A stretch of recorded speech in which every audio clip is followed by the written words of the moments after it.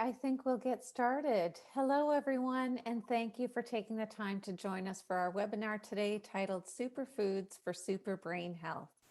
Today, we'll be sharing tips for eating healthier and enriching your body, mind, and soul so that you can age well and maintain your brain health.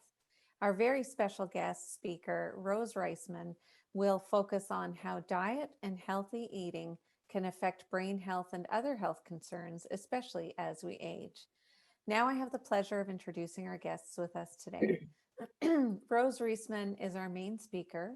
She's an award-winning entrepreneur, caterer, author, and media personality, not to mention that she's a mother of 4 and a grandmother of 4 as well.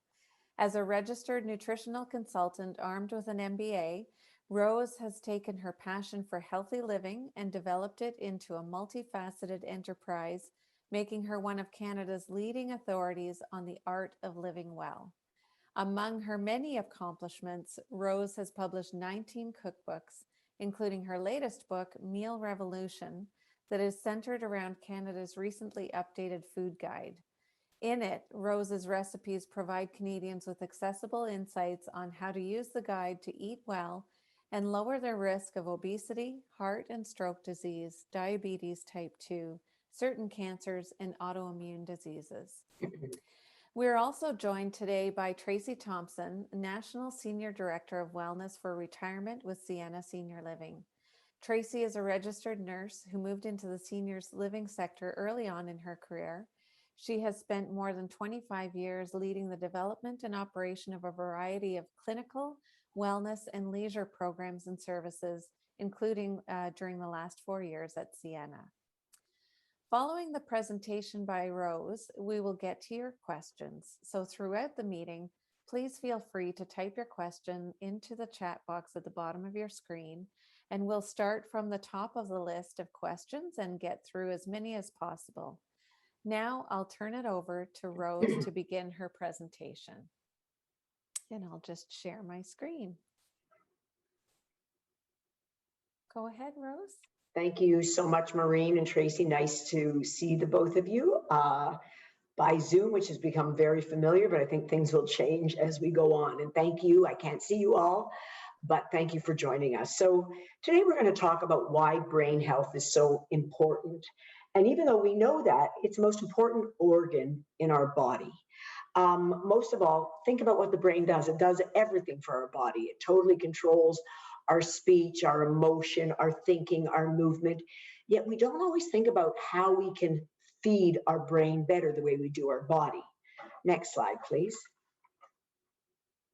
So, uncontrollable risk factors. Well, some of these we all know. The older you get, the greater the risk of getting Alzheimer's or dementia. Once you're over 65, 1 in 20 people will get Alzheimer's or dementia. And every 5 years, this can double.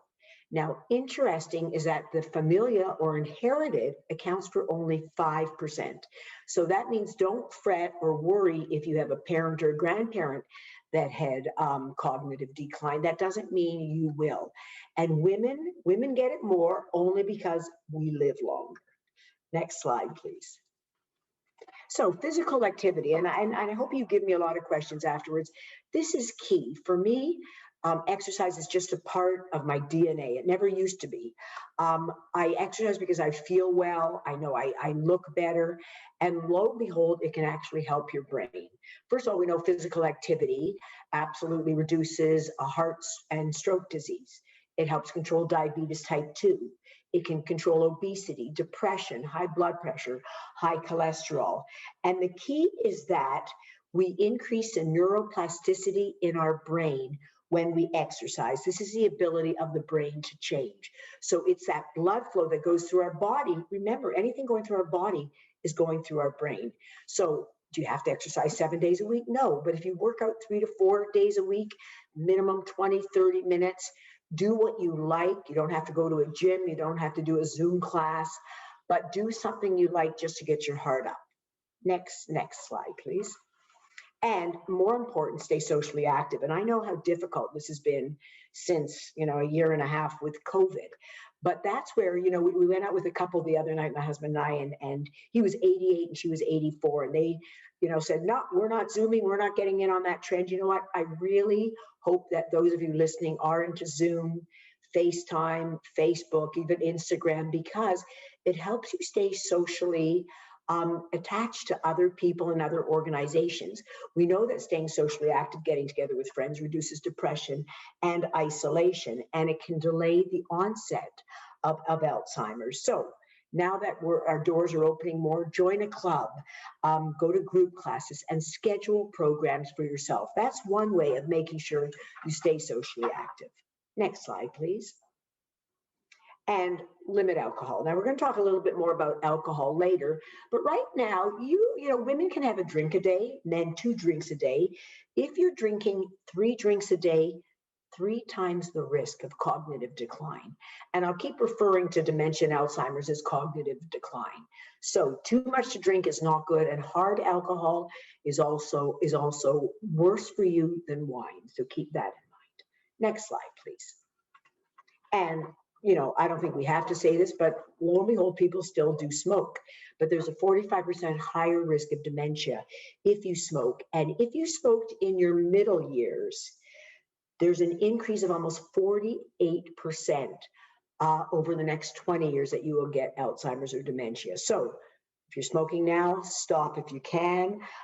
What it does, it increases inflammation in the brain, and the inflammation, which affects the heart and blood vessels, is what causes cognitive decline. Next slide, please. And challenge your brain. So I'd love to know from you, what did you do in the last year and a half to challenge your brain? I often have the same schedule, and I was getting concerned, and I said, okay, what can I do? I started playing Sudoku online. You know what? It was great. I really like it, and I was frustrated because I couldn't get from the simple stage to the medium stage. I'm now in the medium stage. I don't know if I'll ever get to the advanced, but I try to play it every other day, 15, 20 minutes, and I set a challenge for myself. If I don't finish the game in 20 minutes, then I cut it out, and I know that day's not good. But do what you want to do. You can listen to music. They've got all these, learn a language. I mean, I think that's great for the brain, but it's a tough thing to commit to. And another thing is changing up daily routines. So if you've got a set schedule of what you do every day, change it up a little bit. If you do a workout 9 in the morning, see if you can do it at 7, see if you can do it at 11. Changing your routine also helps to build more memory, decision-making, cognitive reserve, which is very important. Next slide, please.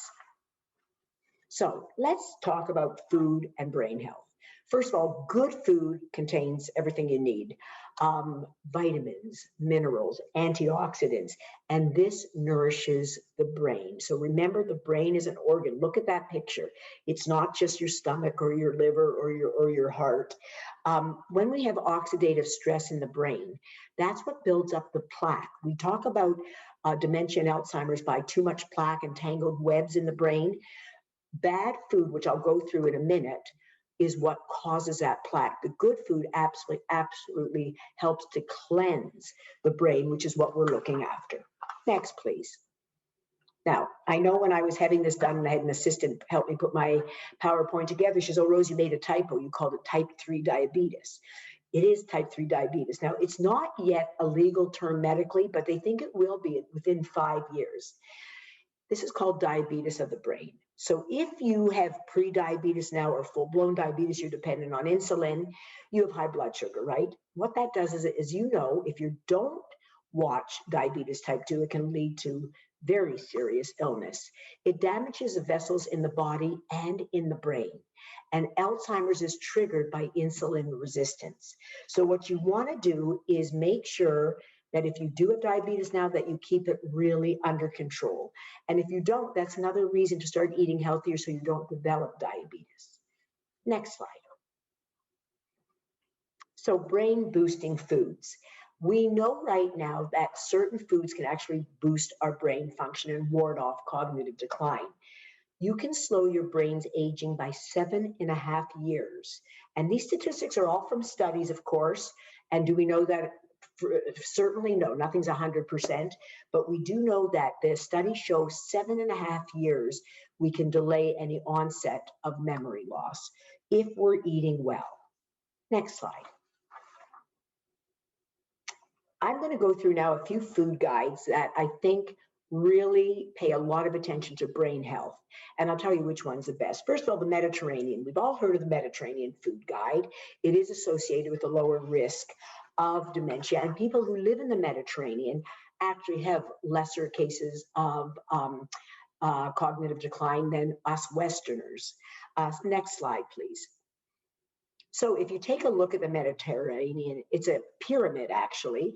And if you look at it, it's a diet rich in fruits, vegetables, whole grains, extra virgin olive oil, beans, and fish.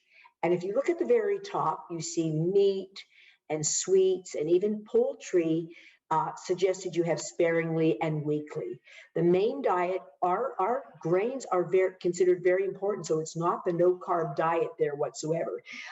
This actually helps control cholesterol, your blood, as well as your weight, and preventing diabetes type 2 that can all lead to cognitive decline. Next slide, please. Then Canada's Food Guide. I don't have it here. I should have brought it over, but I just wrote a new book on Canada's Food Guide. Came out just about a year and a half ago. This is a new food guide that appeared in 2019. Now, for many of you that have not seen this or don't adhere to this, it's a bit of a shock. So what I want you to do is think about either the lunch you had or the dinner you're going to have tonight, and look at the plate on the left. Tell me if half your plate consists of fruits and or vegetables. Then does a quarter of it consist of grains? And we're talking about whole grains, so that could be rice, pasta, quinoa, whole grain bread. And a quarter of it consists of proteins. And proteins can be animal or plant protein. Canada's new food guide, just like the Mediterranean guide, is trying to emphasize more plant protein, not cutting out the meat or the chicken, but having it more on the back burner. So think about your plate. I know that my husband, who's a very healthy eater now, years ago, would have one big, chicken breast on a plate with maybe one little head of cauliflower floret and maybe a scoop of pasta. It's really changed. We're finding that we live longer, we live healthier if we follow a diet like that. And for many of you, I want you to let me know later if you find that that's really challenging to do. It is when you're, coming from a different frame of mind. So let's look at the next slide, which shows you a perfect plate. So there you go. You have some salmon. Now that shows you white rice, which is not the end of the world. It's rather, would rather see you have whole grains. See the next plate. That's what your plates should start to look like if you're eating a healthy diet. And as you get older, we all know weight's harder and harder to lose. So if you gain weight in your middle years and you want to start to lose it, this is what your plate should look like. Next slide, please. So now we have something called the MIND diet and the DASH diet. I'm going to tell you what they stand for, and don't get concerned what the words stand for. The MIND diet stands for the Mediterranean Intervention for Neurodegenerative Delay. Don't worry about that. That's going to be the diet that we're going to look at for the brain. The DASH diet, you might remember, is for high blood pressure. So that was dietary approaches to stop hypertension. Next slide, please. Now, the MIND diet, this is a diet now proposed by Alzheimer's Canada, even organizations in the States, has shown to reduce the risk by up to 53% if you follow it fully. Here's the good news. If you follow it 60% of the time because you want to have more fun the rest of the time, there's a third, 33% of people will benefit by this diet in terms of reducing mind cognitive decline. So take a good look at that food, okay? And what it does is, again, it decreases the inflammation and oxidative stress, which triggers cell damage. So again, pretty much like the Mediterranean, where you see not that much sweets. They do say wine is fine, fruits and vegetables, nuts, cheese, hard cheeses keep to a minimum. But you can see there what they're suggesting to eat. And that makes, I like this because it's a very simple diet to follow. Next slide. So let's take a look at what some of the healthy foods are. Next slide, please. Fruits and vegetables. You know, I call fruits and vegetables, I love the term nature's candy. Just think about it, like it's colorful. If you get your headspace and your body into craving fruits and vegetables, you can never have too many. Even if you're diabetic, believe it or not, now you want to stay away from high sugar fruits if you're diabetic, so bananas, mangoes, grapes, you don't want to have that much of, but you can never eat enough fruits and vegetables. That's why that plate is there. You know, every other day in my home, we make up just a whole huge tray of roasted vegetables. Just slice them up in 2 minutes, put them under 425 degrees for 25 minutes. And I actually keep it on my counter, even when my kids come to visit and grandchildren come to visit, they just kind of walk by and grab something. That's one of the key ways of eating more fruits and vegetables. It's the vitamins and minerals, the antioxidants here that help lower the risk, again, of over 45%. Next slide. And we do want to be careful more of starchy vegetables. Like we don't want our plate covered with all white potatoes. We want some sweet potatoes in there. So berries, you've heard of berries, the magic superfood. They contain what's called flavonoids. And this actually increases blood flow in the brain. The best berries are blueberries, but any berry is really, really good. And it showed that people had the slowest mental decline who ate berries 5 days a week. So, you know, now the question comes to organic, not organic. In the end, you know, I have a colleague, Leslie Beck, who's a dietitian, that says it still outweighs to eat the fruit. And yes, we should worry about the toxins, but it's still better for you. It balances, it really weighs a scale heavier to have the fruits and the vegetables.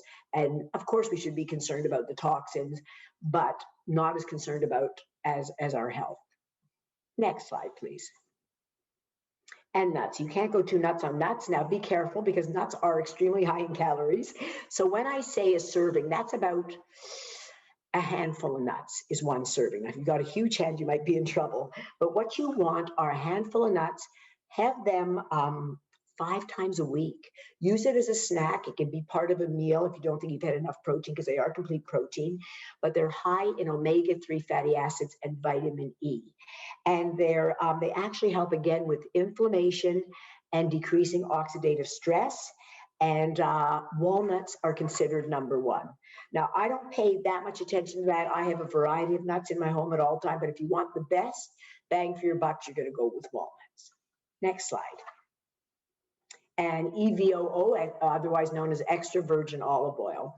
So the choice oil actually helps the brain neurons communicate to one another, and they show that extra virgin olive oil is the number one oil to have in your diet. It works actually as a brain cleanser. It gets rid of the debris, meaning the plaque in your brain. Now, what you have to be careful with extra virgin olive oil, you don't want to cook on a high heat with it because it does change the components of it. So that's where you might use a peanut oil or a canola oil or a grapeseed oil. So keep that extra VOO on your shelf and use it, but keep in mind, excess oil is excess fat. So if you're worried about your weight, you want to be careful about how much you use. Next slide, please. And eat whole grains. So white flour, white rice, we all know is not great for us. If you look at, I love sushi and I love to have it with white rice, but I might do that once every 2 to 3 weeks. Otherwise, you want to have 100% whole grains. So read my lips, bread and carbs are not bad for you. They're actually very good for you because of the fiber that they have. And the white foods are what increases the blood sugar in our bodies. That in turn can lead to diabetes, leading to type 3 diabetes, as we talked about before. When you buy whole grain, let's say you buy Dempster's, make sure you read the ingredients. It should say 100% whole wheat, and the first ingredient should be whole wheat. If it says a variety of whole grains, that's not good enough. You want to look for 100% whole grain. Next slide, please. And fish. So where does fish come in? Fish is fantastic. You want fattier fish that has what's called the omega-3 fatty acids, like salmon, tuna, mackerel, sardines are great for you. 3 times a week you can have fish, and it actually produces stronger neurons in the brain. Now, people did do, when they did test, they did better on thinking, of including working memory when they ate fish 3 times a week. Of course, once again, we talk about the toxins and the mercury in fish. So if you can buy organic, that's better. But if you're having it just 2 or 3 times a week, small amounts, again, I think the fish benefits outweigh the toxins, unless you're eating it 7 days a week, which you're probably not. Next slide, please. And beans. Beans are fantastic. So not only are they rich in what we call omega-3 fatty acids that increases the blood flow and helps reduce the bad cholesterol, they also have in it something called folate. And folate is in dark greens. We see them in spinach and broccoli, and avocados. But those that had a deficiency in folate, when they tested people in their 60s, 70s, and 80s, and they had a deficiency in folate, they were 3 times more likely to have dementia or Alzheimer's. And what they do is they actually balance beans, the serotonin and dopamine in our brains, and that's the happy hormones. So if you have mood disorders, depression, these are the kind of foods that you want to increase. Next slide, please. And plant-based protein. So if you're not into tofu, I understand.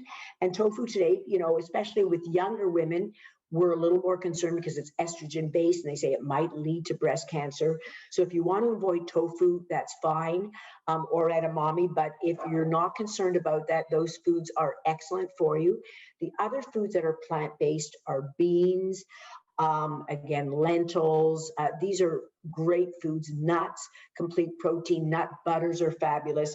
So again, vegetarians, those who lived on a vegetarian diet for over 30 years had 3 times lower risk of cognitive decline. And more important, that the countries of the world, especially in Asia, where there's very little animal protein eaten, had 50% less Alzheimer's than us Westerners. So it's our diet that I think is leading to a lot of the problems. Next slide, please. And we talk about limiting animal protein, specifically processed meat. So what is processed meats? Ham, hot dogs, sausages, prosciutto. As much as 25 grams, which is about 1.5 ounces, is about a slice of one piece of bacon, was associated with a 44% increase of developing Alzheimer's. So you go to a restaurant once every couple of weeks, by all means, have that antipasto plate. Otherwise, you want to keep animal protein lower, and fresh meat, which is not as bad as processed, has a lot of iron. And apparently, iron causes brain cell damage. So again, this is why we're moving so much towards a Mediterranean and mind diets that push us more away from animal protein, as well as the environmental effect of raising animals on farms. Next slide. Poultry, the one before that, sorry. Poultry is good. Turkey or chicken twice a week. Let's not go crazy 7 days a week. But fried chicken is not considered our poultry. So, I know there's a lot of great fried chicken spots out there. And once in a while, when you're in the mood for fast food, do it. But you don't want the fried foods because of the trans fats. Next slide. And wine. So the good news here. A glass daily we talked about, preferably a red wine.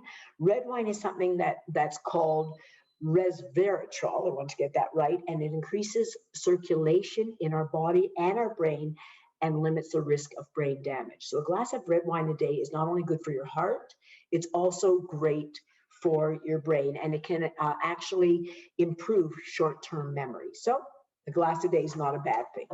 Next. And just for a moment, these are what are called superfoods. And this is not health washing or a myth. These are foods that absolutely are excellent for your brain and your body. So I just wanted you to look at this slide for a minute and maybe count out of, oh my goodness, 25, we have 50 foods there, how many foods you have during the week and whether you have a lot of these. So you can see the beans, eggs, tomatoes. I mean, you can see you don't have a great big hot dog there anywhere. So you can see the foods that we do associate with better health in general. And especially now that the season's in full swing, it's so easy to live on these foods. Next slide, please. So the foods to avoid. All right, so this is called really the Western diet. Tons of sugar, red meat, deep fried foods, sweets, high fat dairy, junk foods. what we're missing here is that we have low levels of vitamins, minerals, antioxidants that we get the fruits, the vegetables, and in the whole grains. And these are the foods, next slide, please, that contribute to heart disease, obesity, and diabetes. And remember the connection, the equation.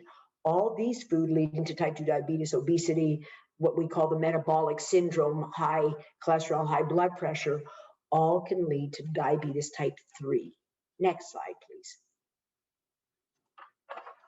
So you see, I mean, you kind of get the idea of the foods that we shouldn't not have, but it always pains me to see people, people my age eating this on a daily basis. So this is something, and especially go to the States, it's very inexpensive in the States, and people are leading this, and they do have a much higher statistic of cognitive decline, Alzheimer's, and dementia than we do here in Canada. But we're not so great either. Next slide, please.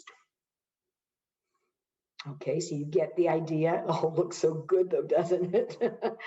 And you know what, when you have those moods, sometimes I have those days where my 4 kids have driven me nuts or whatever else, and I just have to go to this, and that's okay. I do it and I accept it and I allow it, and the next day I just say, okay, get back on track. Just don't fall into that pitfall. And I think COVID really did that to a lot of people. I understand that completely. Next slide, please. All right, so foods with healthy fats versus non-saturated fats, not saturated fats. So we want the healthy fats. We talked about the virgin olive oil, the nuts, the fish, only because that helps increase the good blood vessels and a healthy heart that will limit the amount of risk you have to dementia. But the food that have saturated fats that we talked about can double the risk of Alzheimer's. So even by having trans fats, and today our country has said, you can only have 0.5 per serving grams of trans fat in cookies or crackers. So people look at the label and it says, well, Rose, that says, okay, 0.5, that's allowed in my diet. That's allowed for 1 serving. But if you have 3 servings, you now have 1.5 grams of trans fat. So trans fats do add up, and trans fats are associated with severe heart disease and cancer and can lead to the diabetes type 3. Next slide, please. And sugar sweeteners. This is a tough one because I always see people in the coffee shop, they've got the muffin or the croissant, and yet they're putting sweet and low into their coffee. And I always scratch my head because a teaspoon of sugar is about 13 calories. And not that sugar is great for you, but believe it or not, it is better than the sugar sweeteners. Now, often there are studies being done that say they may not cause damage, but one thing we do know about sweeteners, they trick your brain into craving more sweets. So if you notice, often very heavy people are the highest consumers of artificial sweeteners. And you wonder, well, why are they so heavy? Because it triggers your brain to want more sugar. You eat more food later on in the day, real sugar, real fat, and that again leads to all those illnesses that can lead to cognitive decline. Next slide. And even for all those drinks as well, you really don't need those vitamin drinks or those colored waters unless you're running a marathon. And if you are, by all means, take one of those along with you. The next slide, please. Water is a beverage of choice. This is how I've made I have this big honking bottle of water here, and you don't have to drink that much. But what I do is I bought a Soda Stream, and I make my own carbonated water. I throw lemons, limes, raspberries into it. It really tastes delicious. So if you don't want to buy expensive bottled water, get a Soda Stream. It's fabulous. And don't buy the ones with the flavored packets because that's not doing you any good either. That's either sugar or artificial sweeteners. Once you get used to water like that jug of water there with all the lemons and ice is really thirst quenching. Next slide. So the effects on the brain, we've gone over a lot. There's a lot of information. I'm going to show you the summary of this. Next slide, please.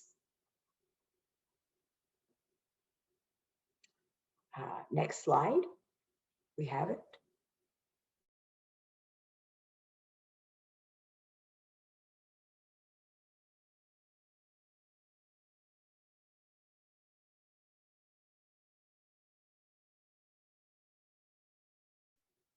Oh, now you hear me? Great, thank you. I think one back. Thank you. We had a little freeze there. We talked about that. All right. So the benefits of eating well. Here's some interesting studies for you to hear. After 4 months of eating well, studies showed that performance was 9 years younger on an age of reading and writing speed. After 5 years of eating, according to the Mind Diet, there was a 53% reduction in Alzheimer's and dementia. And the Mind Diet also had 5 years of slower cognitive decline. Next slide, please.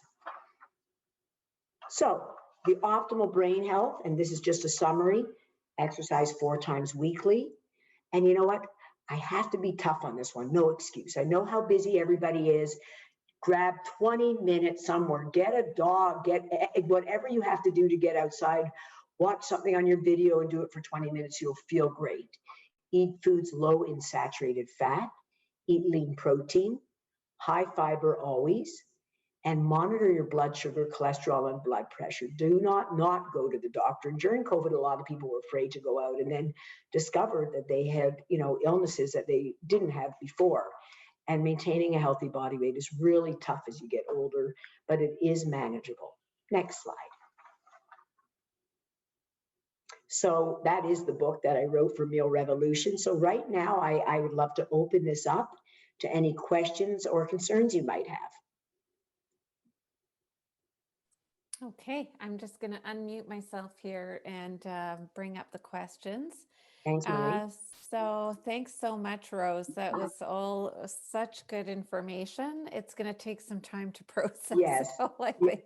Yeah. First question is a fairly quick one, comes from Susan, and she's asking if they will get the PowerPoint notes sent out to them. We'll definitely be sending out a recording of today's session. And we'll see if we're able to attach the PowerPoint as well. Yeah, I think if you can, Maureen, Okay. I'm happy to send that with the notes. Okay, great. Thank you. A question now from Lynn. In the summer, I eat berries every day in cereal or smoothies. We have so many berries in our yard. I freeze a lot as well as eating them. Is once a day for berries too much? Never. Like I said, it's nature's candy. Honestly, if you saw ever what I eat in fruit, it's crazy. I must have 3-4 cups of fruit a day. You can never eat too much. Again, if you are diabetic, you want to make sure you eat the sweeter, starchier fruits with your main meal. But if you're not diabetic, I always have fruit with some Greek yogurt. That's a protein. And sometimes just a 100% whole grain cereal or even quinoa with it. And that's a complete meal. So no, you can't eat too much. Great. Question from Jenny. How about milk products for bone health? Calcium, absolutely very important. If you have a lactose intolerance, you're going to want to try to find a food that's fortified with calcium and vitamin D. But if you don't have any milk allergies, even though they say milk is the villain today, I still have Greek yogurt every single day because I know the calcium for me. I have some minor bone loss, so I'm very careful about that. Okay. And also from Jenny, how much avocado per week is good for you? Well, if you don't have a weight issue, you could have an avocado a day. My children who have young little kids, give them an avocado a day. They just think it's fabulous for them. It fills them up. It's got so many great nutrients. But if you're overweight and you're eating, just remember, one avocado is 300 calories. It's got 30 grams of fat, but it's all heart healthy fat. So you'll do a great number on your heart, not such a great number on your hips if you're eating 3 or 4 avocados a day. Okay, thank you. So question from Mark, what is the easiest vegetable protein to work with for a newbie? Oh, vegetable protein. Well, most vegetables don't have tons of protein, but what you want to do is maybe get edamame beans or vegetarian like chickpeas, not so much a vegetable. So you want to go to beans, lentils, edamame. Those are the best sources of protein if you don't want animal protein and a vegetarian source. Okay. Again, tofu, there's mixed feelings about tofu today. So, you can ask your own doctor. As I said, there's more of a concern for women with tofu. Okay. And a follow-up question, do you suggest any supplements like omega-3 if you don't eat a lot of fish? Yes, if you really don't eat those foods, supplements are always good, but supplements will never give you exactly what the food does.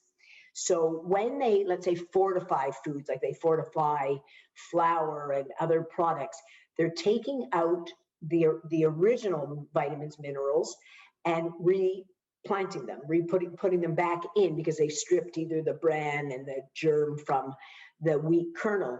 The problem with that is that your body doesn't absorb it as well as in its natural state. So you want to make sure that if you don't eat that, absolutely you should be taking fish oil or omega fatty acids. Okay. A question about drinks Mhm. from Lynn. If you had to choose between regular Pepsi and diet, knowing that both are bad, which one is worse or better, however you want to Boy, look oh at it? boy, it's a tough one. I mean, a regular Pepsi has, I think, something like 6 or 8 teaspoons of sugar in it. And I think it depends. If I was going out to a restaurant and I just had that thirst I'd want right away, I'd probably have the diet drink just because probably that's where my mental state would go, but I would do it so infrequently. If it's a beverage that you're consuming every day, neither one is good. I'd like that person to try to break that habit. A couple times a week is fine. Okay. My mother-in-law, who's 94 now, was addicted to Fresca for the longest time. And she's 94. She lived that long being on Fresca, so I guess she's fine. But she finally gave it up about a year ago, which shocked us all. And now she drinks just like club soda. Okay. Thank you. And a second question from Lynn, is BMI always accurate? Body mass index, that's where you can calculate your weight and your height and find out exactly what you should weigh. Not really, because for instance, if you work out heavily, you're going to have more dense muscle tissue, which can weigh more. Your body might just be, if you have an eggplant shaped body where you kind of go out like this, you might weigh more. So it's good to have an understanding of what your weight should be, but it doesn't take in mind the frame, your bones. It doesn't take all of that in mind. So your best bet is honestly is to go to your doctor, have him weigh you and look at you and tell you if you're a good healthy body weight. But BMI is a good place to start. Okay, thanks. And from Susan, just a thank you for the amazing presentation. Paula is also very happy that we'll send out the recording and the deck because she missed the first part of the presentation. Great. From Julie, what are your thoughts on milk versus milk alternatives? Good question. I know my kids, that generation, they're in their 20s and 30s, are going to the milk alternatives now. If you're looking, again, for calcium and vitamin D, you have to buy fortified. But if you're concerned about dairy in general or lactose intolerance, you absolutely want to go to the others. But I have to tell you, something like almond milk, it's mostly water. It's some almonds and mostly water. So you're not getting tons of nutrients. Oat milk is a new kid on the block, and there's more to that than I think almond milk. Coconut milk, it's not the coconut milk you make curries with. It's a lighter form. I really recommend it more so if you're lactose intolerant and just don't want dairy or the excess calories in your diet. Okay. Another thank you from Jenny for a great presentation. And then a question from Paula. Any snack ideas for my grandson who will be 2 in August with no allergies? He has no allergies. He has no He allergies at has all. no allergies. Yeah. Oh, God, there's so much you can give them. I mean, I watch my daughter now with a 9-month-old. She's actually at my home now. Like peanut butter, mango, fruits, nut butters in general are wonderful.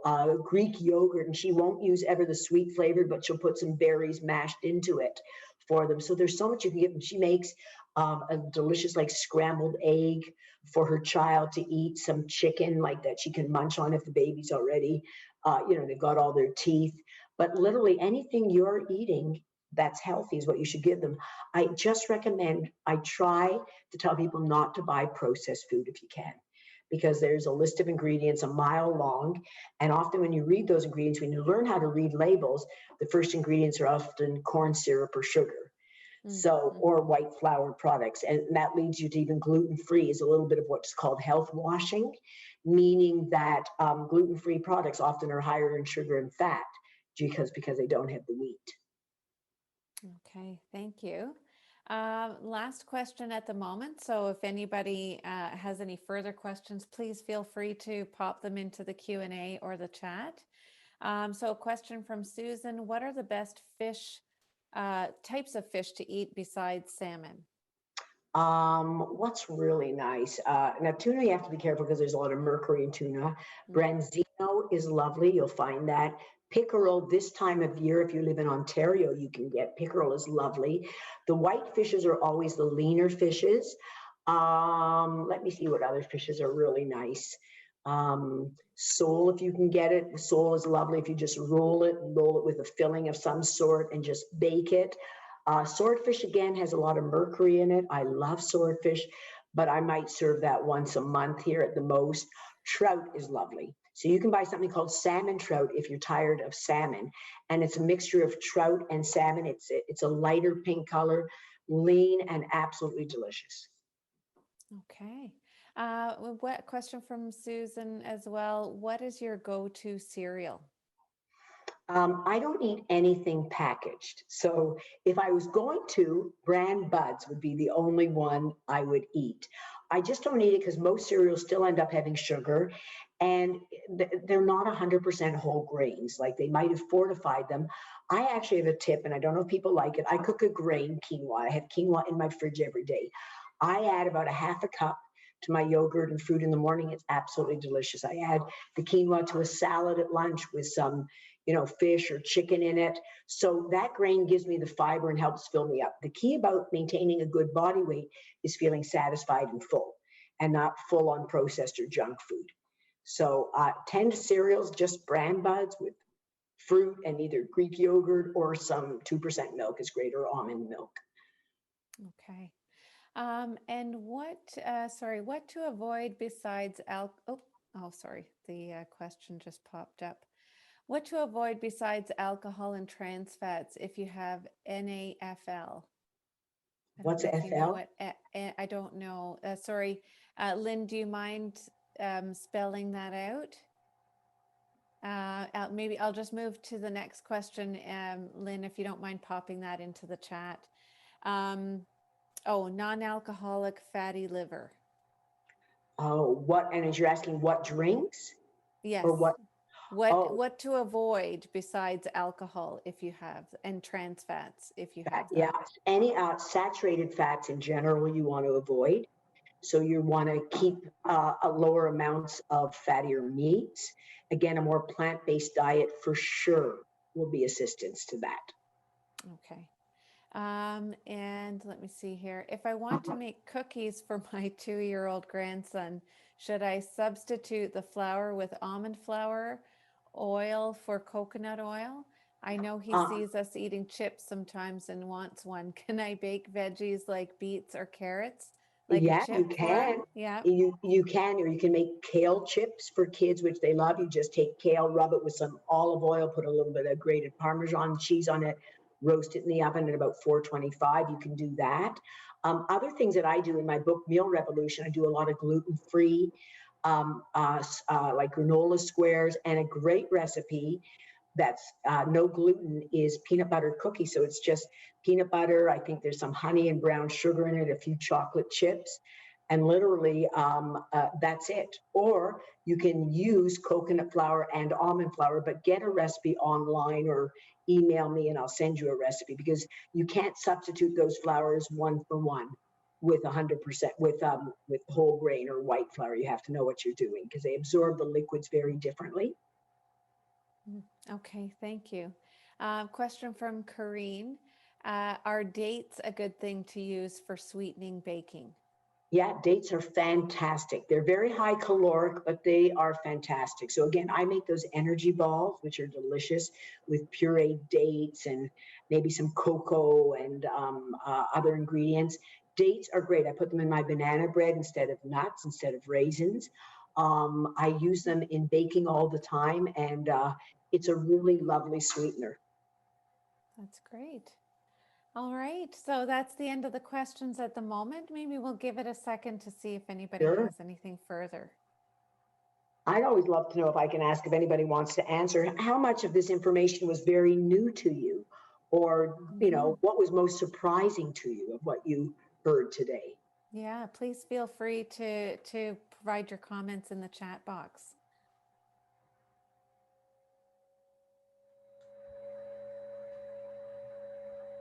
Maybe if I can add, Rose, so thank you so Hmm. much. This has been outstanding and so informative. And so for me, even as a nurse and have been in practicing for lots of years, I love the idea of diabetes number three, Yeah. and your thoughts on that, and also learning about the mind diet. So thank you for sharing that. That was new. I knew about the Mediterranean, but the mind diet and how Yeah. you've explained it is fantastic. So thank you for that. That was Thank new. you. And I think, Tracy, we forget that the mind is a large organ, our brain is a large organ. We forget about that. We know the rest of our body, we're eating for our heart, for our liver, we forget about our brain, that how food, we figure if we don't have heart disease or we're not overweight, we're fine.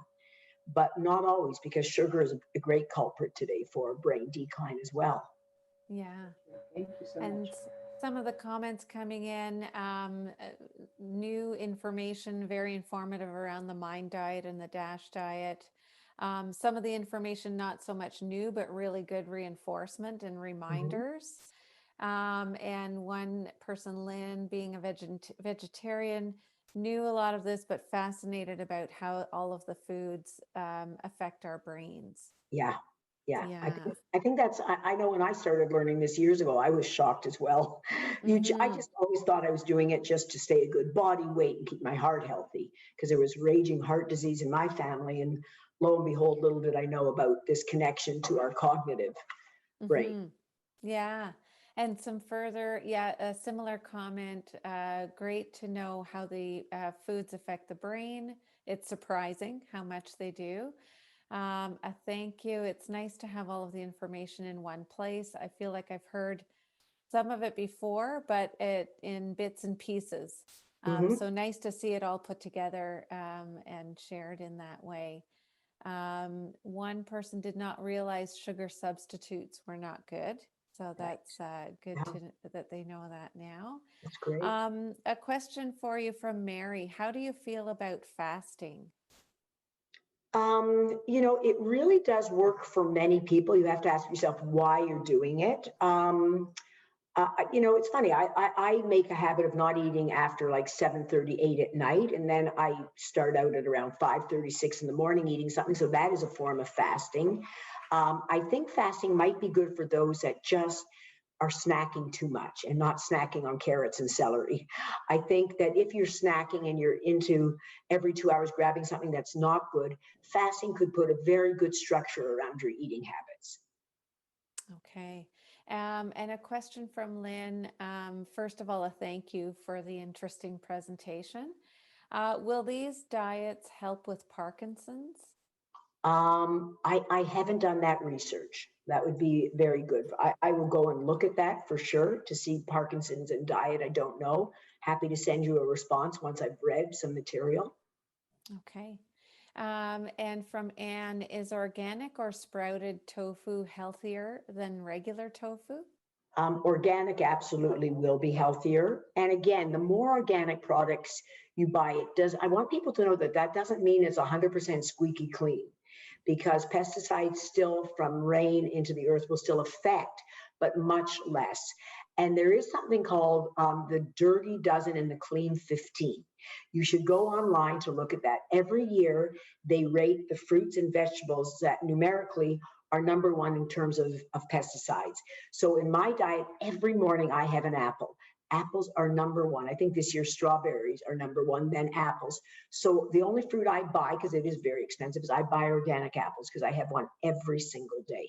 So it's called the Clean 15, the Dirty Dozen. Look that up and you'll see where the food is in terms of relative importance in terms of organic. So don't forget that when they're selling you bananas and avocados and melons that are organic, don't waste your money. Anything with a hard shell will not be as susceptible to the pesticides as the berries and the apples, those thin-skinned fruits and vegetables. Okay, that's good to know. Thank you. I think that brings us to the end of the questions and comments. So I just wanted to thank you on behalf of everybody who attended, Rose. The Thank information was you. just very clear, very informative, and kind of positioned in a new and refreshing way that I think will hopefully help all of us who benefited from it Thank to you. live and eat more healthy. And thank you, Tracy, for joining us as well. And thank you to everybody who chose to log in today. And we will send out the link as well as the PowerPoint deck afterwards. Yes, I think the notes will help Yeah. people because I know it's a lot of information. Yes, For sure. and sorry, I should have had this up earlier, but Oh, yeah. here is Rose's Instagram and Facebook. I don't know if there's another way people can reach you, Rose, to ask a Yeah, question, or if they can ask over those platforms sure. as They can well. ask over Instagram or Facebook, not a problem. We always answer Okay. immediately. Okay, great. Thank Thank you. you again, Thank you so much. everybody. And Thanks so thanks much, for those Rose. of you that are there. A pleasure. And hopefully I've given you a little piece of information you can take away with you today. Great. Thank you so Thank much. you, and enjoy the rest of your day. Take care. Bye. Bye-bye now.